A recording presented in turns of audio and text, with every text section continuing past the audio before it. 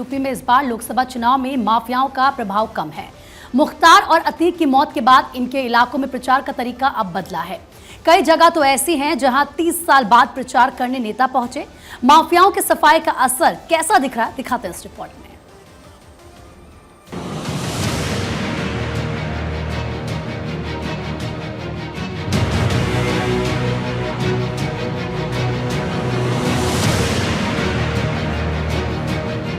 उत्तर प्रदेश से अतीक अहमद, मुख्तार अंसारी, खान मुबारक, मुन्ना बजरंगी, संजीव जीवा माहेश्वरी जैसे माफियाओं का खात्मा हो गया है। बुंदेलखंड के जंगलों से ददुआ ठोकिया, गौरी यादव जैसे डकैत का नाम नहीं बचा। कुल मिलाकर यूपी के सियासी इतिहास में यह पहला चुनाव है जिसमें डकैतों और माफियाओं का दखल अपने न्यूनतम स्तर पर पहुंच गया है। यूपी में इस बार लोकसभा चुनाव में माफियाओं का प्रभाव कम है। जेल में मुख्तार अंसारी की मौत के बाद घोसी लोकसभा सीट का माहौल बदला हुआ है। यह क्षेत्र की मऊ सीट से उसका बेटा और सुभासपा से विधायक अब्बास भी जेल में है। सुभासपा अब भाजपा के साथ है। ऐसे में गाजीपुर में अंसारी परिवार के दबदबे की परीक्षा होनी है। बीते साल पुलिस हिरासत में अतीक अहमद और उसके भाई अशरफ की हत्या के बाद प्रयागराज का माहौल भी शांत है। जौनपुर के बाहुबली विधायक धनंजय सिंह जेल में हैं और उसकी पत्नी बसपा उम्मीदवार है। वहीं कैसरगंज में ब्रिजभूषण शरण सिंह को अभी भाजपा ने टिकट नहीं दिया है, लेकिन वे क्षेत्र में सक्रिय हैं। इससे माहौल टाइट है।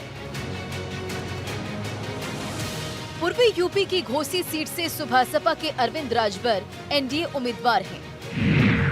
इस क्षेत्र की मऊ विधानसभा से मुख्तार अंसारी लगातार चुनाव जीतता रहा है। 3 चुनाव तो जेल में रहकर जीते। 2017 में मुख्तार के खिलाफ चुनाव लड़ चुके भाजपा नेता अशोक सिंह कहते हैं कि क्षेत्र में दूसरे दल के नेता जा तो सकते थे, लेकिन जैसे ही किसी दूसरे दल की प्रचार गाड़ी पहुंचती थी, मुख्तार के लोग उसे घेर लेते थे। दहशत के मारे लोग वाहन के पास नहीं आते थे। 20 से 25 पोलिंग स्टेशन के लिए एजेंट बनाने में मुश्किल आती थी। मुख्तार का ऐसा ही नेटवर्क गाजीपुर में भी है, लेकिन अब ये तस्वीरें बदल चुकी है। अब कोई नाम नहीं लेता, लोग कहते हैं अपनी पसंद से वोट करेंगे। बात यहाँ अतीक अहमद की कर रहे हैं। लोकसभा सीट पर अतीक अहमद और उसके भाई अशरफ का फरमान चलता था। शहर के पुराने नेता बताते हैं कि अतीक के प्रभाव वाले करेली, चकिया, हटवा और सुलीम सराय में उसकी परमिशन के बाद ही कोई प्रचार कर सकता था। कुछ इलाके ऐसे थे जहां 30 सालों से किसी दूसरे नेता की प्रचार करने की हिम्मत भी नहीं हुई। अब अतीक की मौत के बाद यहाँ का माहौल बदल गया है। अब उसका नेटवर्क बिखर चुका है।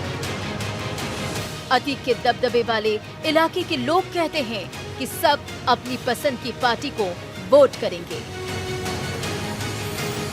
इस लिस्ट में सबसे अहम नाम एक और भी है, जौनपुर जेल में बंद धनंजय सिंह का। अपहरण और वसूली के मामले में 7 साल की सजा पाने के बाद पूर्व सांसद धनंजय सिंह जेल में है। जौनपुर में धनंजय सिंह की ब्लैक गाड़ियों का खौफ रहता है।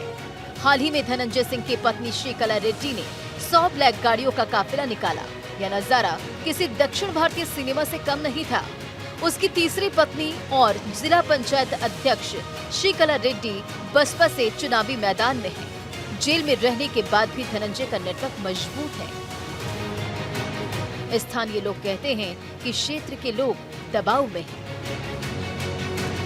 यूपी का पहला माफिया कहे जाने वाले हरिशंकर तिवारी का गोरखपुर, महाराजगंज, डुमरियागंज तक हरिशंकर तिवारी का असर था। बीते साल लंबी बीमारी के बाद उनकी मौत हो गई। इससे हालात बदल गए। आजमगढ़ में रमाकांत और उमाकांत यादव 2 सगे भाइयों का दबदबा रहा।